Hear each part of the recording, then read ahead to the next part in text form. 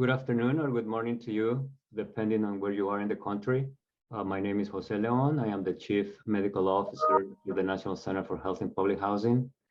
Thank you for joining us.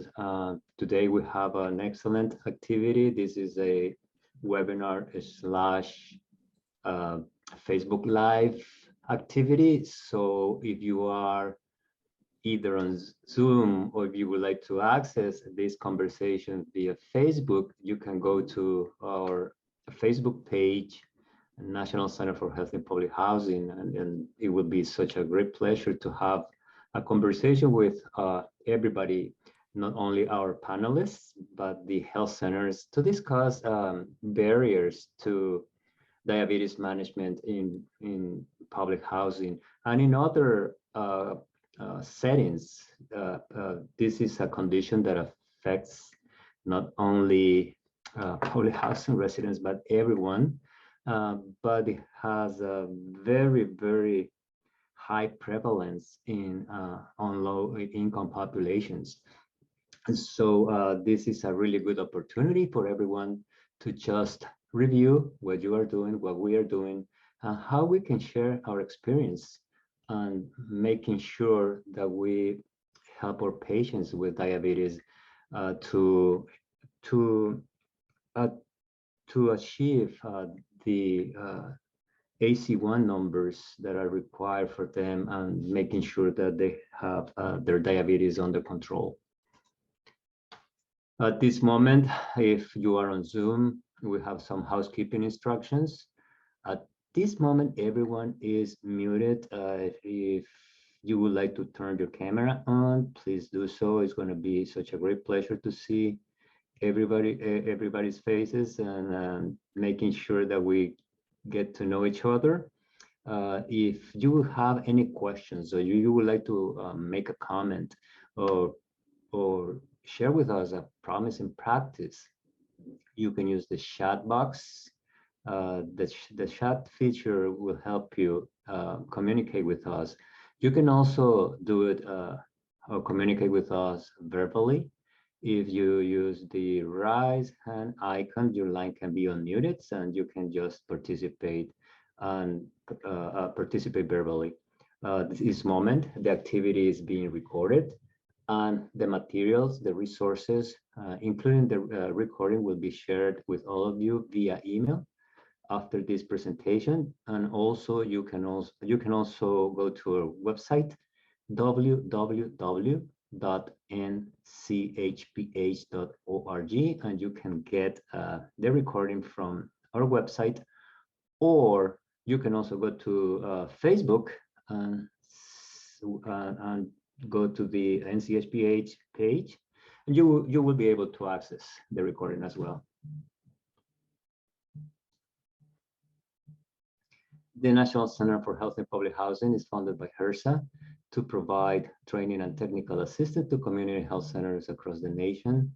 We host webinars, learning collaboratives, Facebook Live, Twitter chats, and we also have publications like toolkits, monographs, interactive maps, fact sheets, and everything that health centers need to help patients to manage not only diabetes, but any of the chronic medical conditions affecting our populations. Today, we are going to briefly describe environmental and personal factors that influence the ability of adult patients who have diabetes.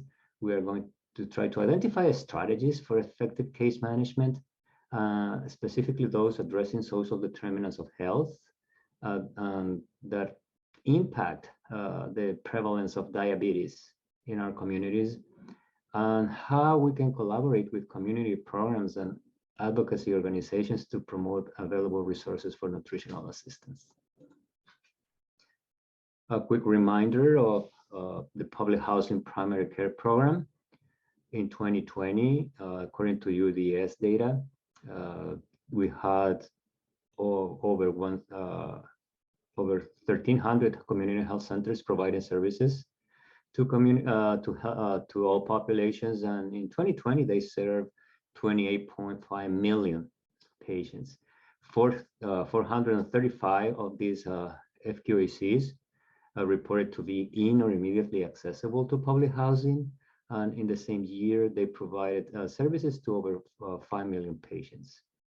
And 107 of these of the whole all health centers are public housing primary care grantees. They receive funding by HRSA to provide services to public housing residents, and they serve almost 900,000 patients in 2020.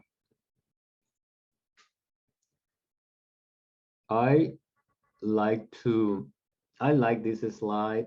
The reason is that we can see all the social demographics and some of the social determinants of health affecting public housing residents.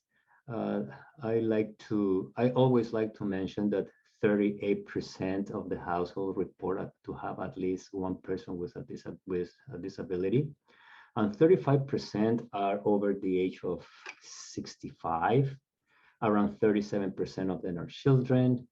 And we have minority groups, and it's extremely important also to notice that 55% of the household report to have, or the public housing residents report to have less than a high school diploma, which is extremely important when we are talking to them, making sure that they understand the instructions, that sometimes health literacy can be a factor. So making sure that we also address that particular issue. In public housing, depending on where you go to find this information, but there are some numbers from HUD, for instance, saying that around 33% of those living in public housing have an A1C greater than 9. If we look at the UDS data, the percentage is about the same, is a little bit over 30% of our patients with uncontrolled diabetes, and is about 9 or probably a little bit less than 10% of patients, the total number of patients with diabetes in general. So this is extremely important to see. It is very similar to what CDC is reporting as well, but the difference is the number of patients that we have with uncontrolled diabetes, or the percentage of patients with uncontrolled diabetes. According to the health picture of HUD-assisted adults, the number or the percentage of patients with diabetes is 17.6%. And as I said previously, it's about the same percentage of patients with A1C greater than 9, 30%, when you compare them to the data that we get from public housing primary care. Remember that this population has other conditions. 71% are reported to be overweight or being obese. Some of them are current smokers, and 13% or over 13% of this population have COPD. So these are conditions that can also increase the risk of diabetes complications and cardiovascular diseases in general. And so this is, again, something that we need to keep in mind when we work with this special population. We also know that there are some factors that we can work on. There are others that we cannot change. So we have non-modifiable factors and some modifiable factors. A couple of things that we cannot change is the family history, or the race or ethnicity, the age of the patient, and whether or not this patient has history of gestational diabetes. But there are others that we can work with our patients, making sure that they can reach their ideal weight, or at least try to be close to their ideal weight, increase their physical activity, making sure that the blood pressure is within the average limits, discuss about diets and the cholesterol levels. I said that we have a high percentage of those living in public housing who are current smokers. So we also have health centers working on smoking prevention protocols, try to improve our diet. If the patient drinks alcohol, try to reduce, minimize, or eliminate the alcohol consumption. Stress is an issue that is affecting everyone now that we are just trying to get out of the pandemic. And we see the numbers. We know that now there is an increase in the number of people reporting anxiety and depression. So these are factors that we can modify, as well as sleep. And sometimes we do not pay attention to this one in particular, but hormones in particular play a big role when someone is sleeping and have a good sleep. And if this person is having some kind of insomnia or any other issues, these can also affect the levels of glucose in blood. So it's my pleasure to introduce our panelists for today's conversation. And first, I would like to introduce Donisha Reed. She is the Population Health and Wellness Manager at TCA Health. Her professional goal focuses on aligning community-based programming initiatives with quality patient outcomes.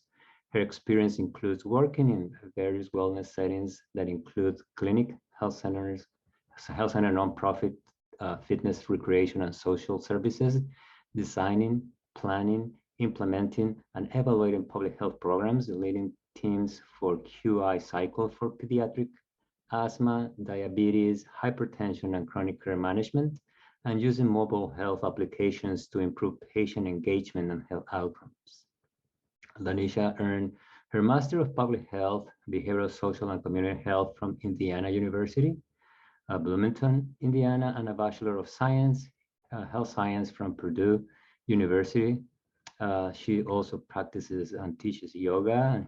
She is certified by the American Council on Exercise as a health coach and therapeutic exercise specialist.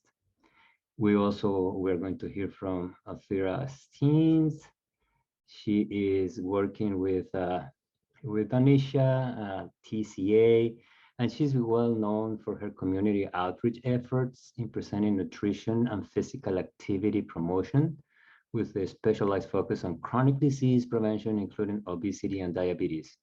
Althira has expertise in community-based participatory research program management, study program recruitment and retention, as well as she's a diabetes empowerment education program lead trainer for University of Chicago Medicine in Chicago, Illinois. So thank you so much for being with us. Thank you. Let me go back to my screen for a moment.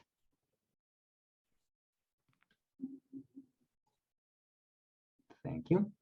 So thank you for being with us.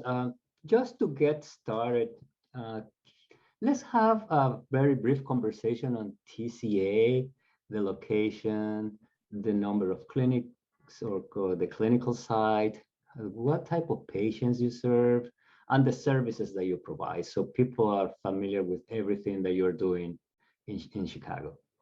Yes, so we provide a really huge comprehensive list of primary care services. So adults, children, dental, OB/GYN care.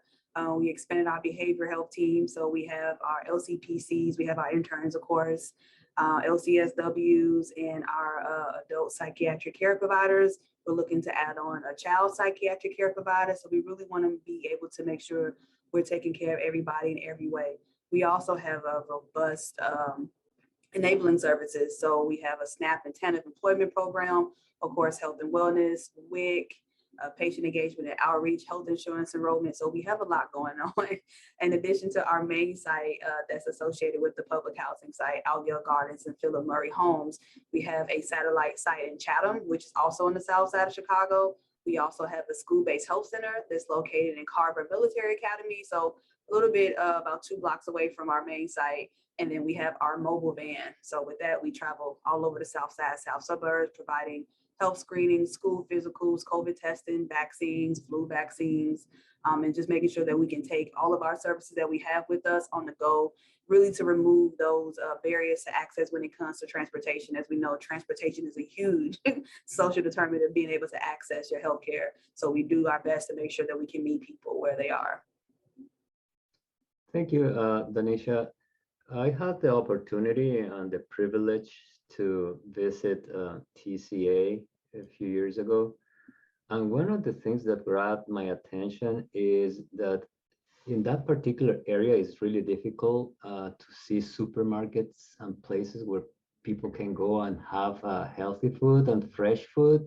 So just, you know, I'm not sure if you whether or not consider the location of food desert, but it's something that it grabbed my attention. Yes, and it is a food desert, and we're there's a lot of work around food desert and systems and food sovereignty and having our patients being able to access the food they want when they want and when they need to.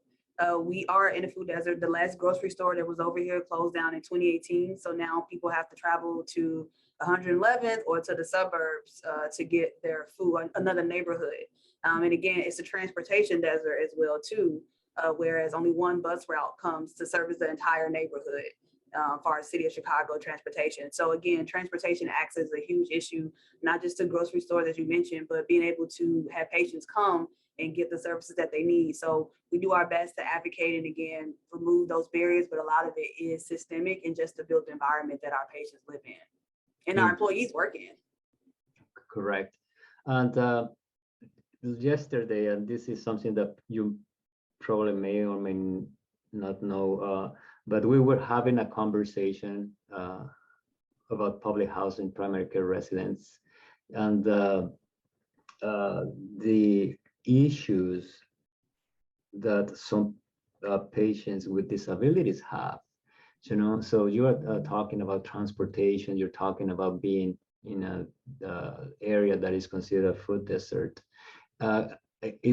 Do you guys have a lot of people with disabilities in that particular location, or is something that is not like a big issue for? We have, I would say the normal amount. I'm not sure if out there sees anything different in the patients that she sees as far as 101, but I think we have the normal amount. I don't think we have any more or less than any other facility that we have worked with, you know, as far as comparison locally or nationally.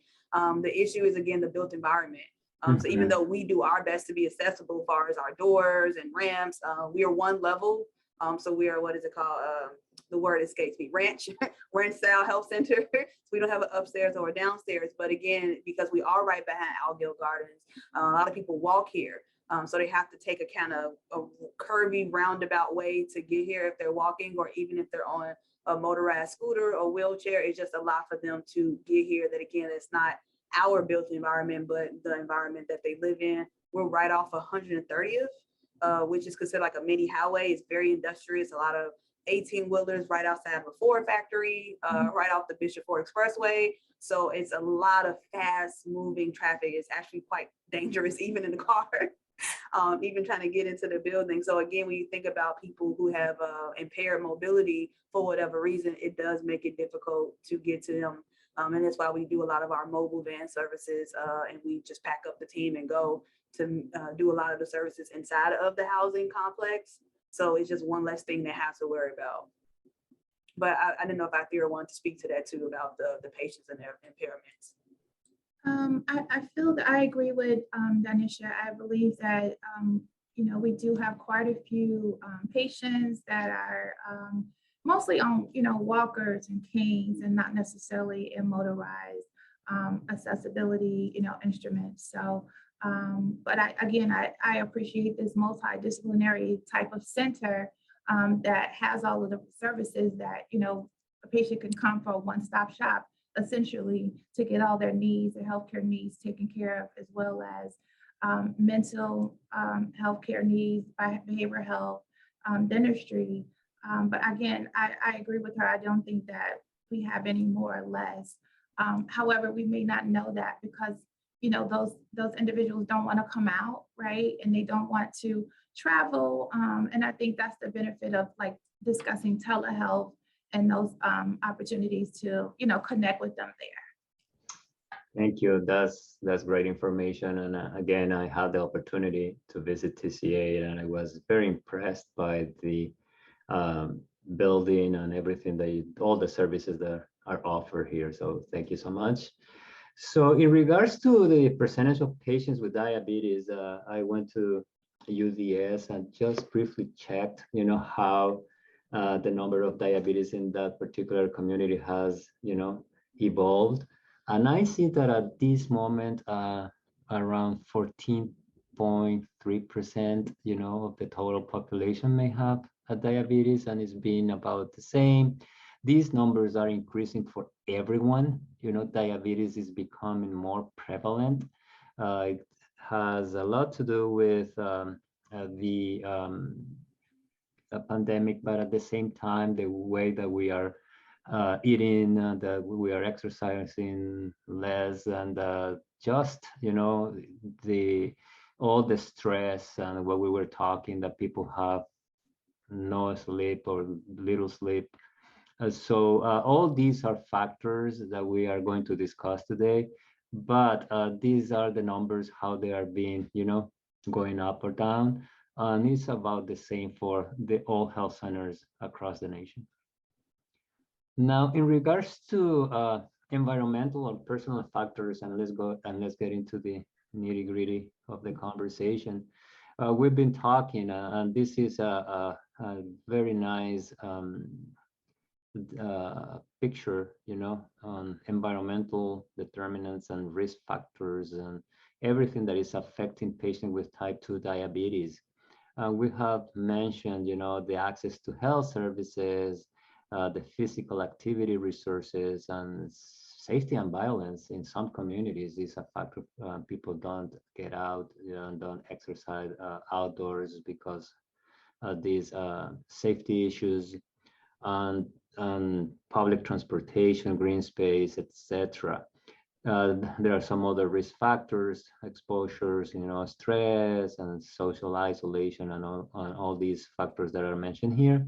So my question is, how probably is this like a very true picture of what is happening with your patients?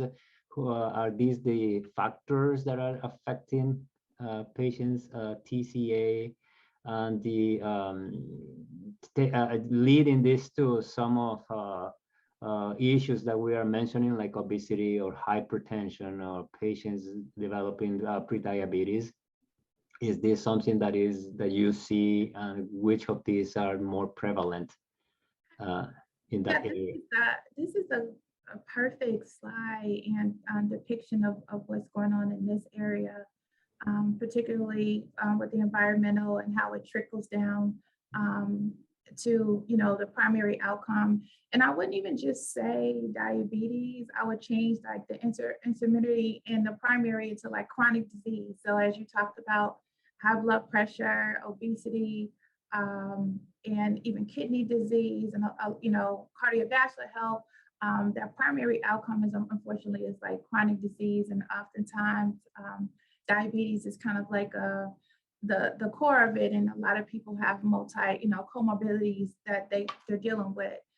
But yeah, this is a very accurate slide. All of these are very important to focus on as a provider, as a health center, to kind of look at patients, their whole overall health, right? And just from start to finish, from their background to now. I hope that we get into one of the objectives of like, why is this and how does this start? So I definitely have a comment for that. Thank you so much. And Danisha, in regards to physical activity, well, you are a yoga instructor, and so what do you do with your patients with diabetes? What type of activities, to make them more aware of or familiar with exercising and what they have to do. So what program do you have in place? Yeah, that's a great question. So we're revving up our programming back from the COVID response to COVID resiliency. So now that we know how to navigate this and we know what safety situations to put in, now we can start going back to programming. Chicago Housing Authority just reinstated, they opened up their buildings. So now we can now go back on site to do programming. At first, all of their community-based buildings were closed. So we just got notice earlier this month that we can start going back into the spaces to do those things, because again, it's sometimes hard to get people from Algill is a huge place.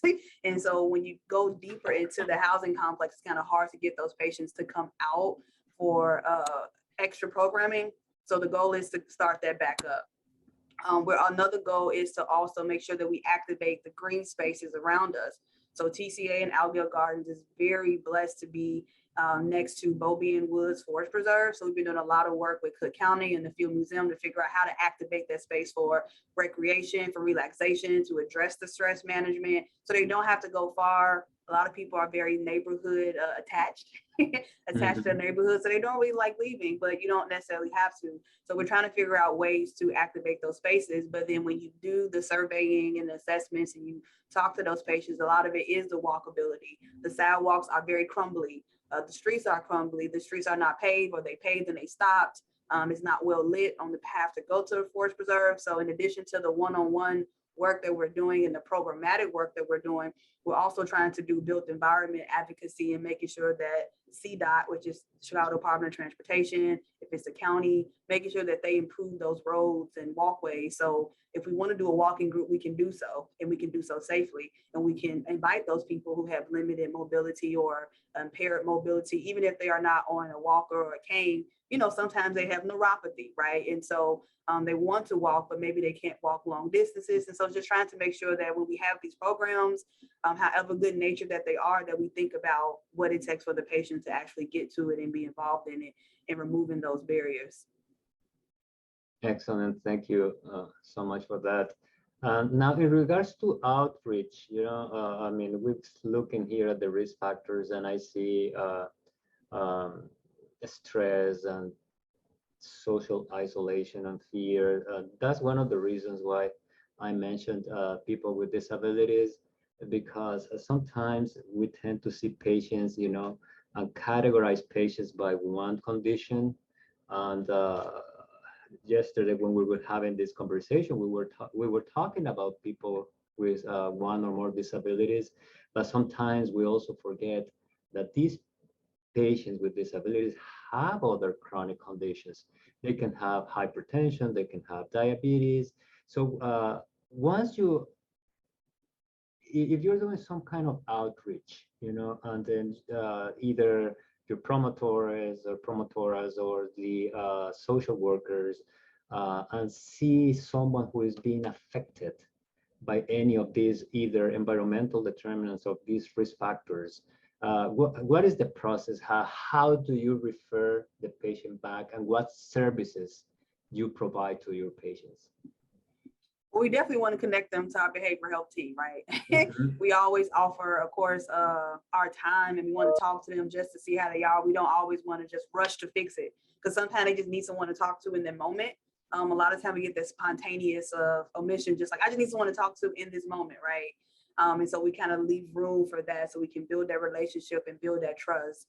But if ever there's anything more, or, just saying, hey, just so you know, we have this huge behavioral health team. We do telehealth and we do in-person visits. Are you open to speaking to someone? And so if there's any opportunity to introduce them to Althera, to Rosalind, to Tyler, our team, we want to make sure they can put a face to a name, because now, they've been seen, right? It's like, oh, I can't get out of it. They know me now. And then of course we schedule them as appropriate. But I'll let Althera speak to the rest of that piece.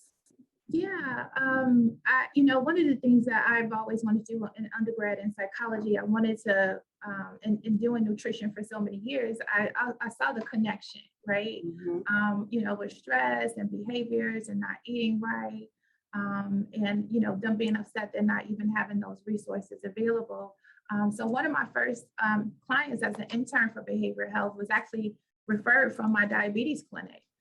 So I think, again, just being in this type of center with the main clinical providers doing a PHQ, which is a patient health questionnaire, which assesses for depression. It assesses, and the general anxiety, depression screening, which assesses for anxiety. So that's kind of where the conversation starts, because the patient, they have a more rapport, a relationship with the provider to share that.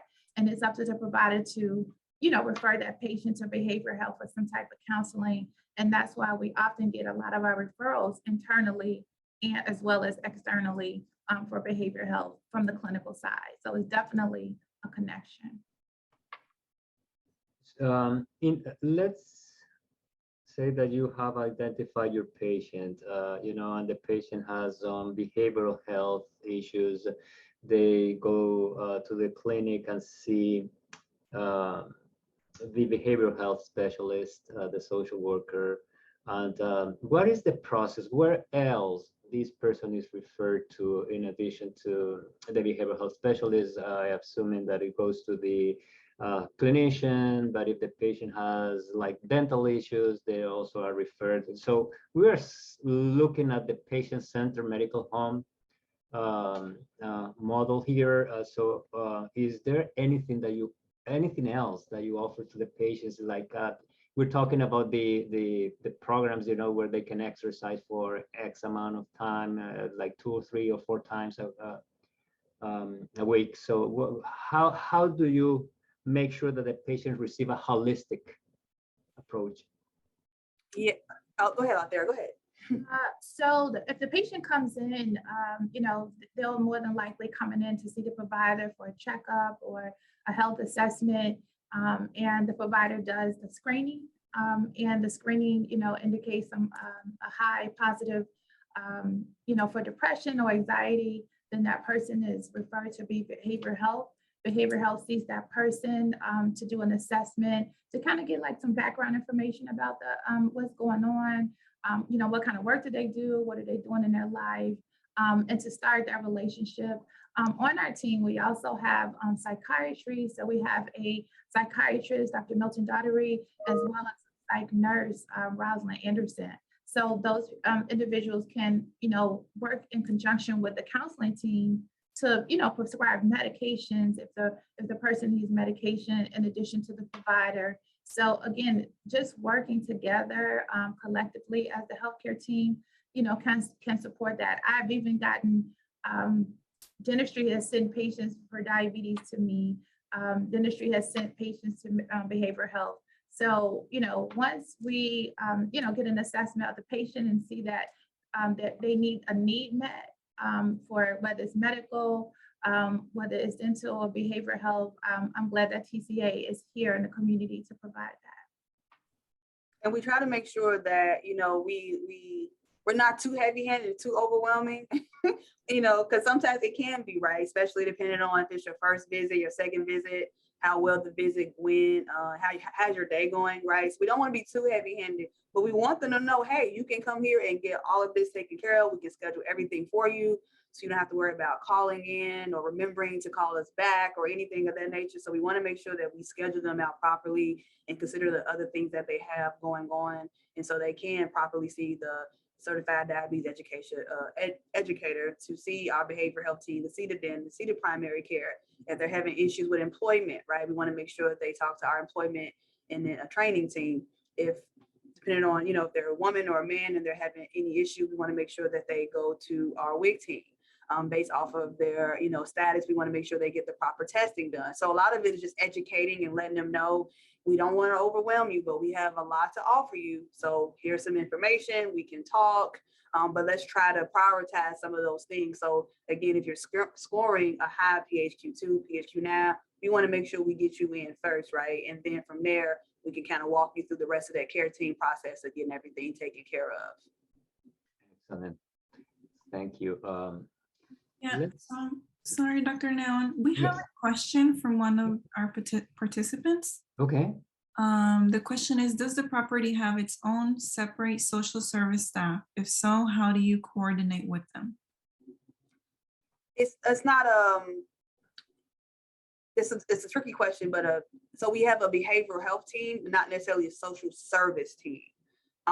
Like that does like direct case management or doing that comprehensive case management in a very like traditional social work, social service way. So we have our WIC team, our SNAP and TANF employment and training team. We have behavioral health and dental, so they and outreach and engagement that helps apply for assurance and SNAP benefits and things like that.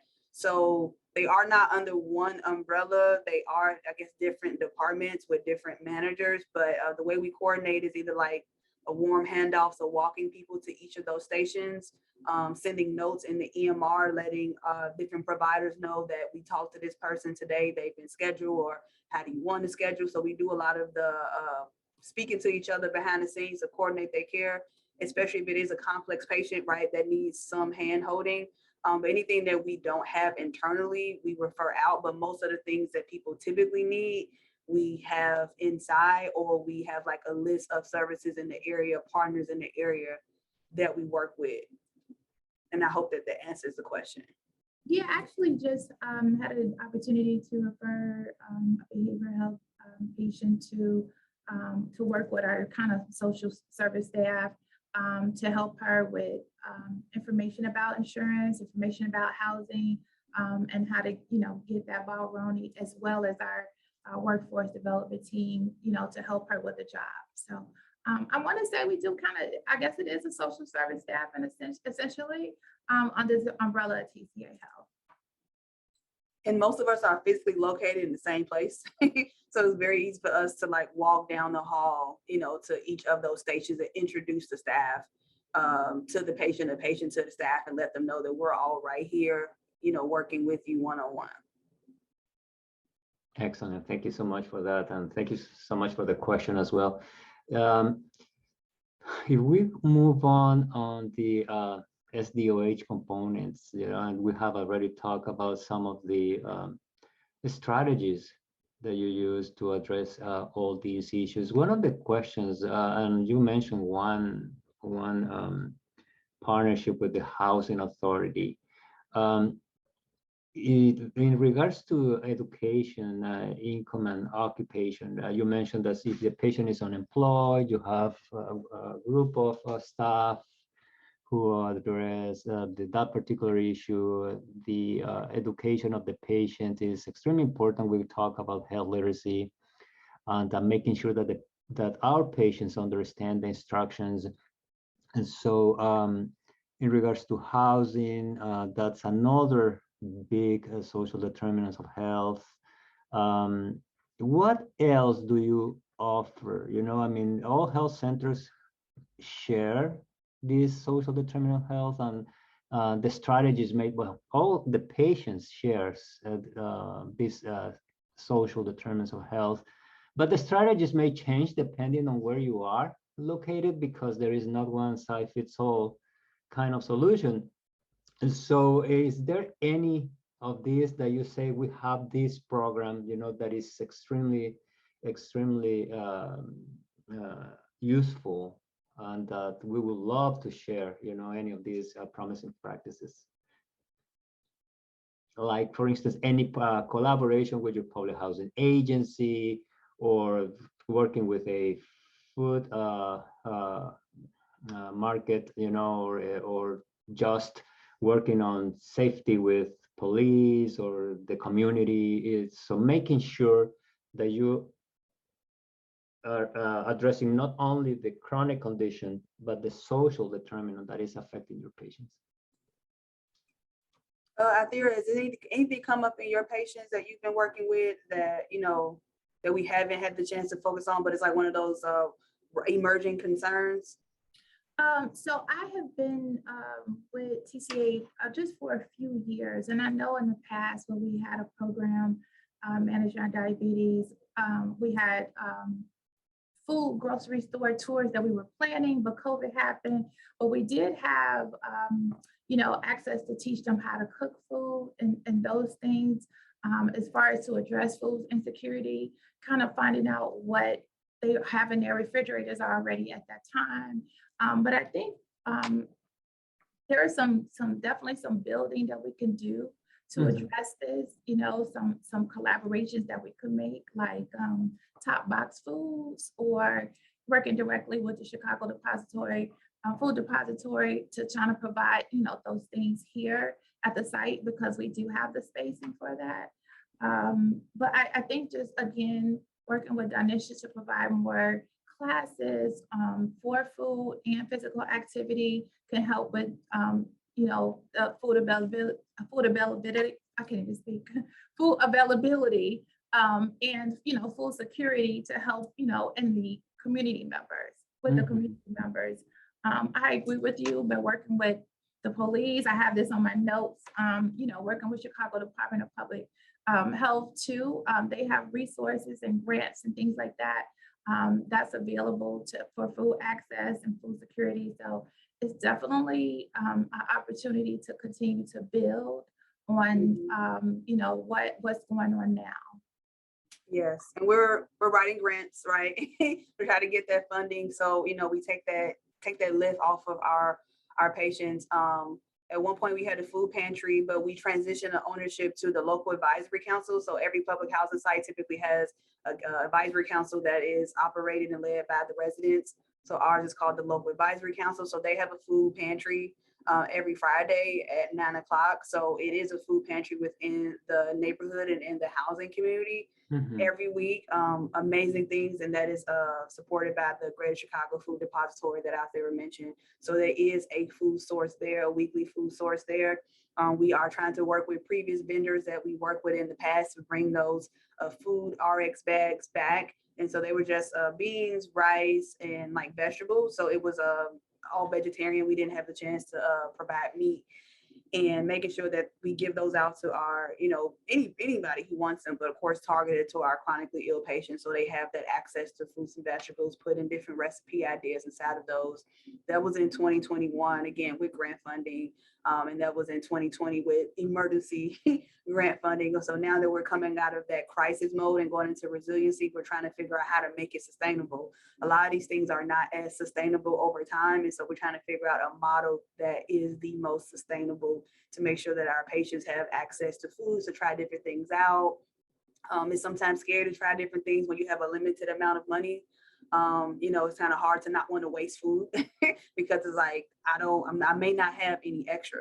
And so if we're able to provide the opportunity for them to explore through the cooking demos, I know Althea had them trying all types of stuff and they were really excited to try it. Yeah, so, the absence of meat is not a bad idea. It's not a bad right. It's not a bad thing. It's not a bad idea, even though they're like, what? There's no meat in here. And it's like, Right. it's not. So we try to make sure that we can, you know, be that experimental piece, right? Say, hey, you can come to us to try and do trial and error, right? And if you like it, then now you can use, you know, your benefits of the cash or your budget that you do have, you know, to try these things out safely and not feel like you're wasting money. So we're working on getting that funding so we can provide weekly food bags to our patients. But we have had successful partnerships in the past with Healthy Food Hub, being able to bring their mobile trolley on site to TCA, but also to the different areas, not just within Algill Gardens, but within the other areas in Chatham, in the Riverdale neighborhood. So again, everyone doesn't always have to come to the health center. We can bring the health center to you, so to speak. We work with different elementary schools so they can be sites. Again, when parents pick their kids up, pick up a bag of food, go home, try it out, let us know what you like, what you don't like about it, and how can we improve the things that we give you. So we're in the works of trying to reinvigorate all that stuff and not look at it from a lens of crisis, but sustainability and recovery. And we also, again, before COVID happened, we had grocery store tours planned with Peach Produce in Calumet City to, you know, to provide a grocery store tour as well as some gift cards so that people can buy healthy items at that time, you know, as well as learn about them and be educated on how to cook them.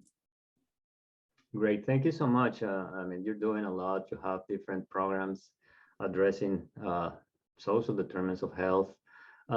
I have a question, and this has been a conversation happening for the last 1 or 2 years with some diabetes specialists. You know, I mean, there is, and this is this is a topic that sooner or later we will have to discuss with all health centers, not only NCHPH. NCHPH just provides the training, but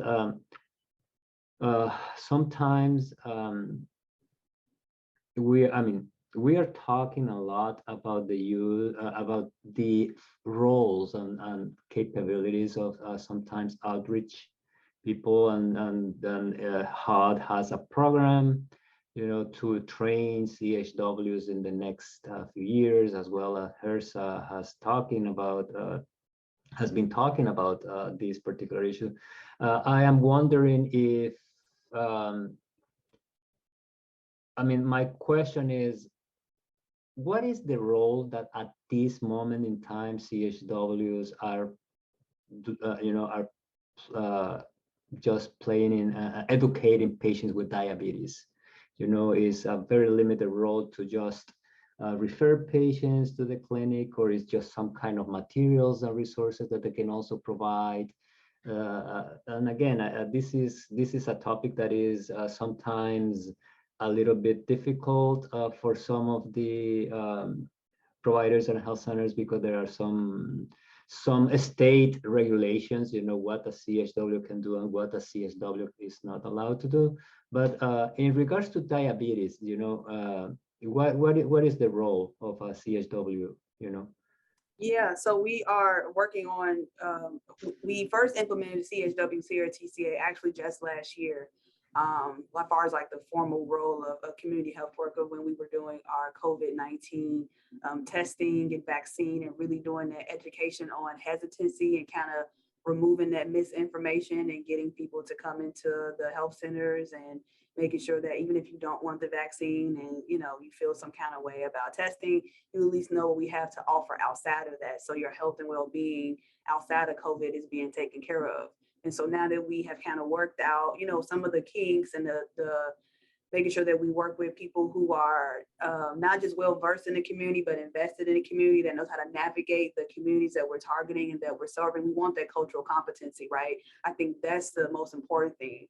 You can kind of train anybody on how to educate on anything, including diabetes, hypertension, asthma, preventive care, things like that, but really having that cultural competency to, you know, talk the talk, even if it's a language or dialect, or just, you know, having that familiarity with how to navigate those community resources. So we're building out that community health worker program now that we have the opportunity to, you know, play around with it, to do that broader education and awareness on diabetes. And then again, transition them into the health center, transition them into the one-on-one without fear, transition them to the groups, right? Because everyone, some people learn better in social settings. So we're trying to groom the role of a community health worker to be able to educate on site, on demand, while also being that transition back into care. Yeah, and if I may just add to that, being a community health worker is kind of like my origin, right? It started off me doing that role and becoming a lead trainer for diabetes community health workers. It's an essential person, a staff member that, you know, does really, you know, they are the community. And so that community member wants to see somebody that looks like them, that talks like them, that helps them understand, you know, wherever it is. We know Chicago is segregated, but community members are needed all over the Chicagoland area. And, you know, to have someone understand what you're going through, whether you have food insecurity, whether you have, you know, behavioral health issues, or even to help you, encourage you to go to the doctor, that community health worker role is essential. And I think that health centers, you know, add more value to their centers when they work with community health workers to train them on their, you know, specifics for that center, and, you know, so that they can work closely with patients. And that not only brings enrollment, but it brings retention to that health center, to keep that health center going and the patients engaged. Thank you so much. That's very, very helpful.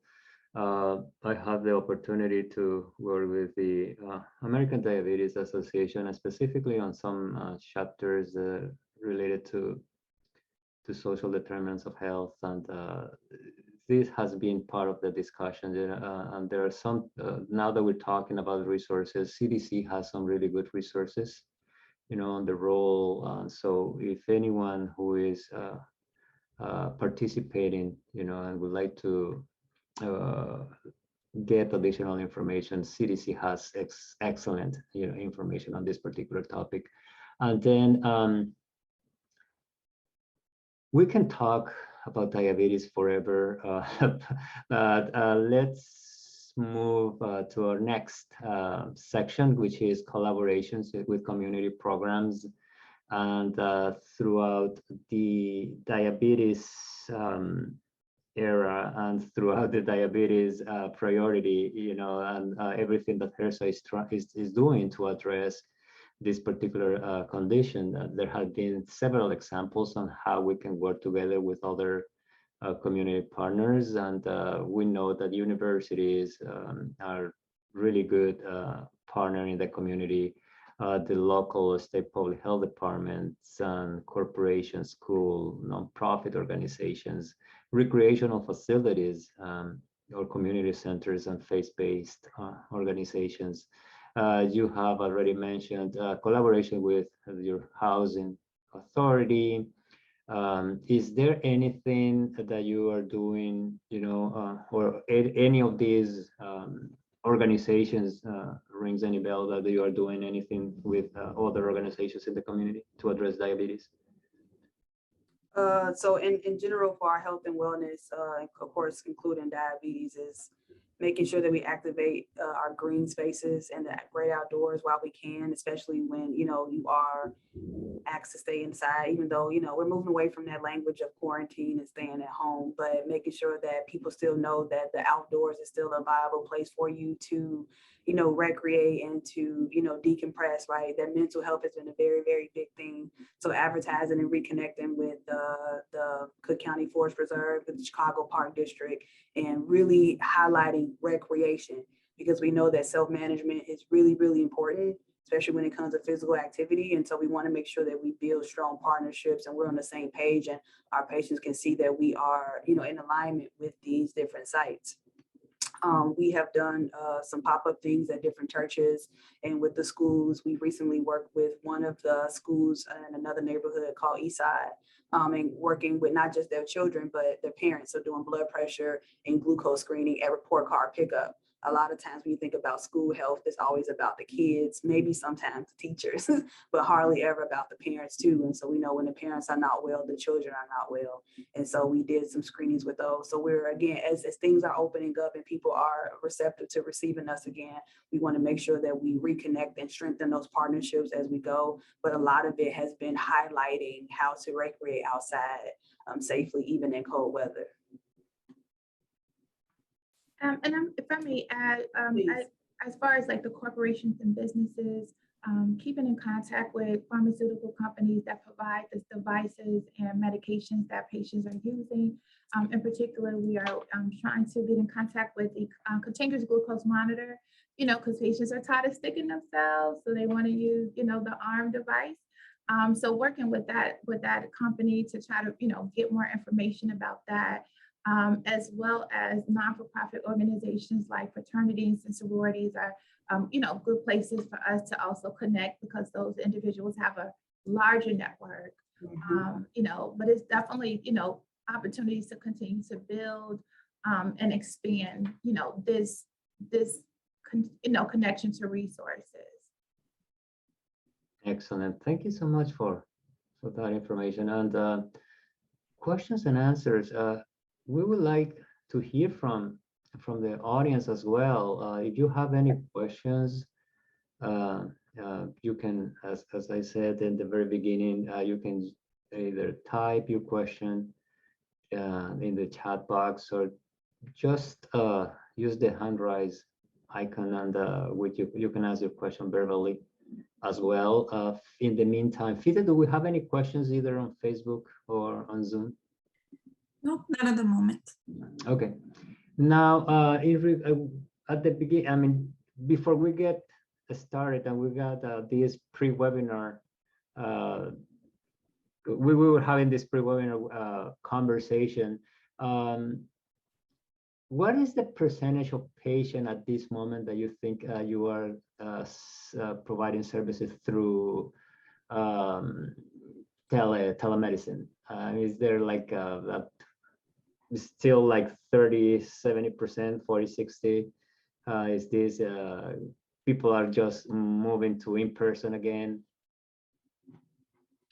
If I may just add to this, I believe that we actually just had an all-staff meeting, and the providers, they wanted to promote more telehealth visits for patients, and I actually requested that too, just to help to combat the no-shows, right? Or any kind of incidents where the patient can talk on the phone, but they can't have access because of transportation, because they can't get to that. So I want to say our numbers are building. So I will put us between the 30, not the 70s, maybe the 30 to the 50%, maybe not even 50, but just looking to build to get to that number.